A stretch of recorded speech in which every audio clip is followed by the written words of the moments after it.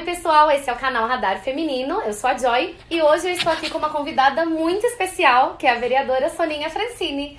Obrigada, Soninha, por ter aceito esse convite para falar um pouco com a gente. É um prazer. Obrigada. E aí o assunto, como não poderia deixar de ser, é política, algo que está muito em foco hoje em dia, né? Muitas pessoas falando. Muita gente conhece a Soninha porque ela era a VJ da MTV. Valeu. Que era o que todo mundo queria ser, certo? Mas ela não é só a pessoa que foi a VJ da MTV. Ela é roteirista, diretora, formada em cinema e política. É isso? E professora, porque eu fiz magistério com muito orgulho, dei aula, dou aula ainda. E trabalhei muito tempo em jornalismo esportivo, além da MTV, né? Foi o período equivalente, assim, 10 anos de MTV, 10 anos de jornalismo esportivo. E é legal que os lugares por onde eu passei como mídia esportiva, os principais, que foram ESPN Brasil e Folha de São Paulo, são canais que têm uma visão política do esporte, que não falam de esporte só quem ganhou, Resultado quem dos perdeu, jogos. foi pênalti, não foi. Mas tudo que isso significa, né? A política do esporte e o impacto do esporte na sociedade. Então, Você acha que isso também acabou te motivando um pouquinho a, lá em 2004, se candidatar para vereadora? durante muito tempo, essa minha vida política no meu emprego, na MTV, na ESPN, na Folha de São Paulo, e a minha vida de voluntária, né, de militante, ativista de algumas causas, e isso era a minha vida política. Sim. Era como as coisas faziam sentido pra mim. Porque se eu fosse falar só de música pop, só de futebol, e isso não tivesse conexão nenhuma com outras questões, eu não teria aguentado tanto tempo nesses empregos. Eles eram... Eu gostava deles porque tinha Esse isso, algo mais, assim. E enquanto isso eu fazia minhas atividades em favela, movimento ambientalista, feminista e tal. Só que chega uma hora que não adianta, é só na política. É só a política que tem a capacidade. E aí eu queria te fazer uma pergunta, que é uma coisa que eu fiquei pensando o tempo todo quando eu montei essa pauta. Eu falei, gente, eu fui buscar alguns dados e eu vi que no Brasil, primeiro que nós somos maioria populacional. Aqui no Brasil existem 4,5 milhões de mulheres a mais que os homens. E nós representamos 52% do eleitorado, ou seja, maioria. Por que você acha que as mulheres não se envolvem na política, mesmo a gente sendo maioria populacional e maioria eleitoral?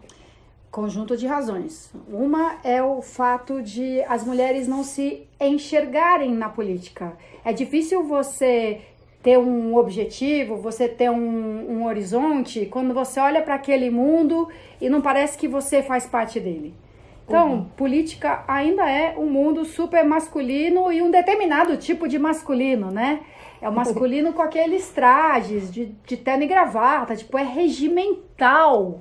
Tá escrito, é obrigatório. Uma coisa bem estereotipada, terno e gravata. né? Exatamente. Então, você não consegue se imaginar ali, né? Não faz parte sequer do imaginário. Então, muitas mulheres têm uma atuação política super forte na comunidade, na sua área profissional, no terceiro setor, mas nem cogitam ocuparem um lugar daqueles. Não orna, sabe? Não se vê naquele lugar. Então esse é um ponto.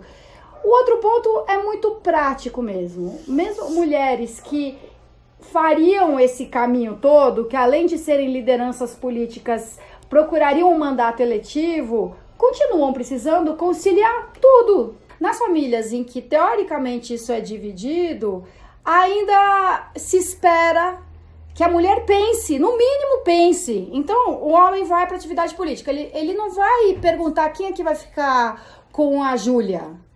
Ele vai e pronto. Sim. Se a mulher for e falar assim, olha, sábado eu tenho atividade o tempo todo, é muito provável que o marido pergunte, mas você vai levar a Júlia ou você vai deixar ela na sua mãe? Sim, total possível. Ela tem que saber se vai a filha junto ou se for os dois. Ela que Ou vai quem ter vai que se ficar. ocupar disso. E se ela estiver lá, ela vai estar pensando se alguém tá Que fazendo horas certo. tem que pegar, como é que vai fazer, Sim. vai de carro, vai de táxi, vai de ônibus. Eu queria saber, você como mulher, já teve alguma situação, ou mais de uma, né, em que você se sentiu desmerecida ou que não estavam te dando a devida atenção e que você acha que era única e exclusivamente por você ser mulher? O universo político, ele é machista?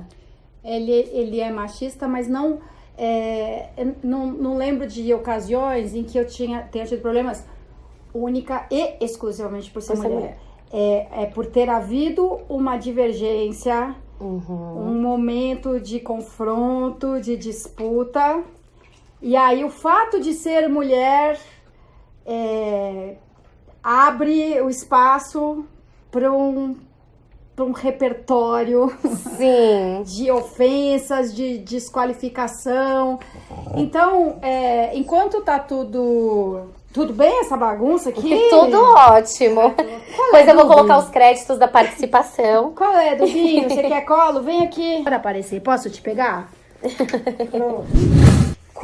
Se você, na Câmara Municipal, a Câmara eu conheço completamente, as outras de ouvir falar, mas na Câmara Municipal, talvez nas outras também, os acordos políticos são decisivos.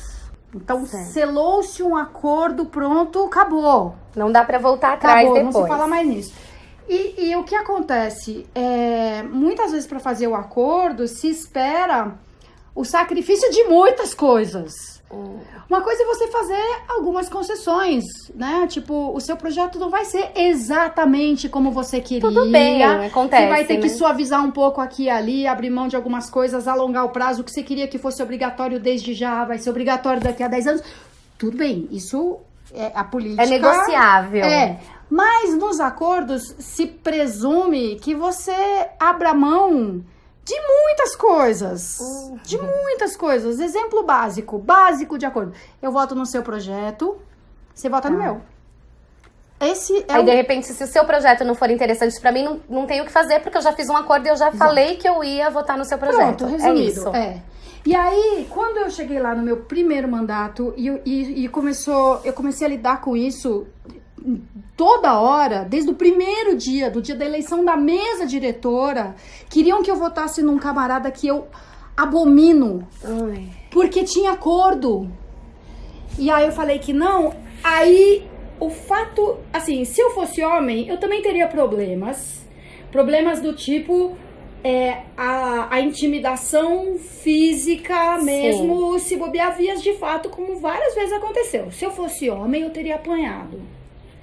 Que é um absurdo, né? Um absurdo.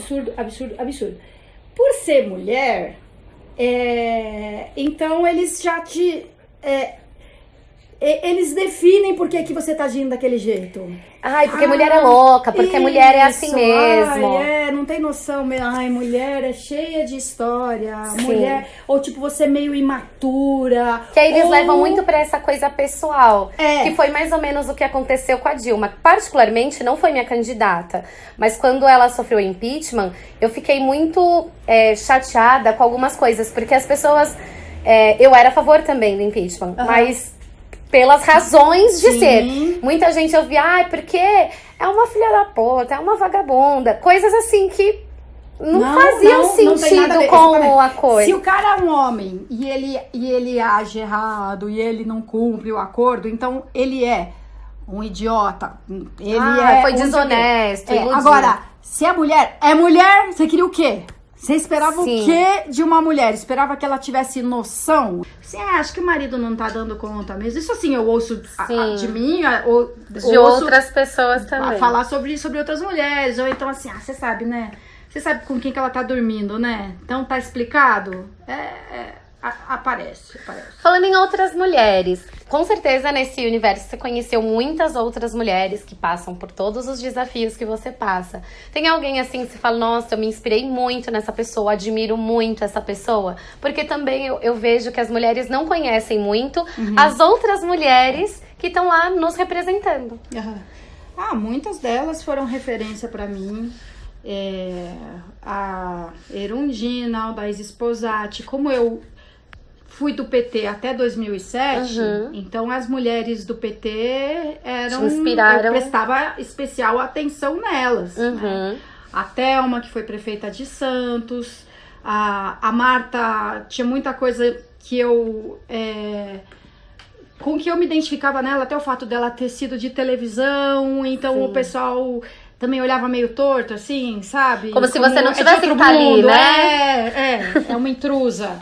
Então eu me entendia muito com a Marta nas questões também que ela defendia de sexualidade, ela afrontava, né, determinadas posições com as quais eu me identificava Você muito. ficou um tempo também, não foi? Na coordenadoria da diversidade sexual. Foi, no Ah, governo aí do estado. teve super a ver, né? Também. Eu acho até que é uma característica, como vocês estão inseridas nesse universo que é bem machista e intimidador nesse sentido para a mulher, acaba que a política nacional ela vai gerando mulheres muito fortes, porque elas vão criando uma resistência mesmo.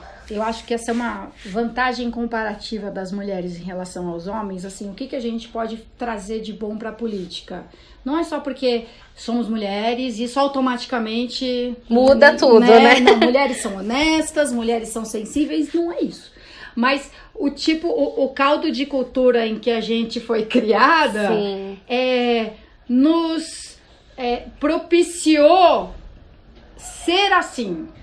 Sim. Né? A gente teve de lidar, assim, nos últimos séculos, né? No século passado inteiro, a gente teve de lidar com muito mais formas de repressão, tipo, isso não pode vestir assim, não pode andar assim, não pode trabalhar com isso, não pode sair de casa, não pode não casar, não pode escolher o marido, não pode não ter filho. A gente ouviu muito mais não pode. Então, reagimos mais a isso. E isso é muito desejável na política. É justamente na política você reagir ao que vem sendo desse jeito há muito tempo. E as pessoas que também estão nisso há muito tempo acham normal. Então, quando a gente chega lá, a gente chega dizendo na política o que a gente disse a vida inteira em família, no colégio, na sociedade, você no reproduz, trabalho. Né? Então, e aí as mulheres chegam justamente dizendo, assim como em todos esses outros lugares eu ouvi, não é assim, isso não é assim. Quando você ouve isso lá da política, você fala, não, é sim, é desse jeito sim. Ou não é pra ser assim mesmo, por isso que eu tô... Exato, a gente é mais treinado na reação ao que nos parece estúpido, injusto, irracional. Vamos falar de um assunto agora que... acho que ele é meio polêmico, mas eu queria ouvir o que você pensa dele. Você teve conhecimento sobre o que aconteceu com um grupo de mulheres no Facebook que se reuniam contra um candidato. Eu queria saber o que você acha sobre o vandalismo da invasão e sobre essas pessoas terem, inclusive, divulgado os dados das pessoas que idealizaram.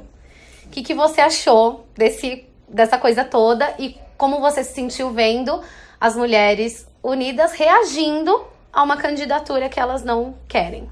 Gostei muito do unidas, porque é clichê e eu detesto clichê, mas a união faz a força. Sim. Dentro de um regime democrático, organizar-se tem poder. Né? Num regime totalitário, é só a maioria quem tem poder, digo, né, a maioria o pensamento majoritário, né? Você não tem espaço para pensamentos diferentes. Para ganharem força diante desse, que pode até ser majoritário, né, mas pelo direito de existir, pelo direito de ampliar, de conquistar, o que a gente precisa fazer? Se organizar. Então, grupos organizados, eles têm um poder de influência, né, de reverberação, de pressão, mesmo que eles não sejam a maioria da população.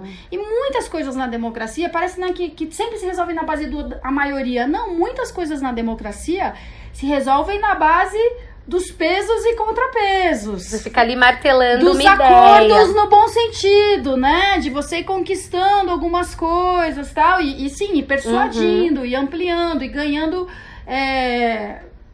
espaço, né? Então foi muito legal, porque tinha ali tinha eleitor do Ciro, do Haddad, do Alckmin, da Marina, do Amoedo, do Álvaro Dias, do Meirelles, do João Goulart Neto, sei lá o sobrenome dele. Então essa união era muito importante. Faz toda a diferença. Faz toda a diferença do que a gente ficar brigando umas com as outras. Sim. E enquanto, pelo menos alguma coisa nós temos em comum. As pessoas não têm limite pro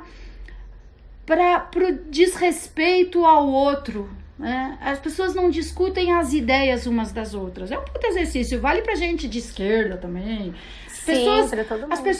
As pessoas não discutem as ideias. As pessoas agridem, elas se atacam, os autores das ideias. Acredito muito na máxima de que juntos nós somos mais fortes, e as mulheres principalmente. Aquilo que você falou lá no começo, que agora a gente tá unida, eu acho que é um grande passo para que outras coisas melhores venham a acontecer. De acordo. Toninho, eu quero te agradecer muito por ter participado desse bate-papo, expor todo o seu pensamento. Eu te admiro muito como pessoa, como profissional, como política. E eu espero que esse vídeo sirva também de incentivo para as pessoas que querem entrar nesse sistema, não sabem muito bem como fazer, que elas falem, vou fazer. É como votar, né? Se você pensar, mas não sei se adianta eu votar ou não. Claro que adianta, cada um tem que ir lá registrar o seu. Não é, nem que seja um pouquinho, mas eu fiz a minha parte, né? E você fazendo a sua parte, você já começa a alavancar uma mudança. É verdade. Muito obrigada. Boa sorte no seu mandato, que você ainda surpreenda a gente muito mais com novos projetos. Pessoal, então é isso. Não deixem de deixar o seu like aqui, comentarem pra gente se vocês gostaram, se vocês têm alguma pergunta pra Toninha. Se inscrevam no canal e ativem o sininho para vocês receberem as notificações dos próximos vídeos. E até a próxima!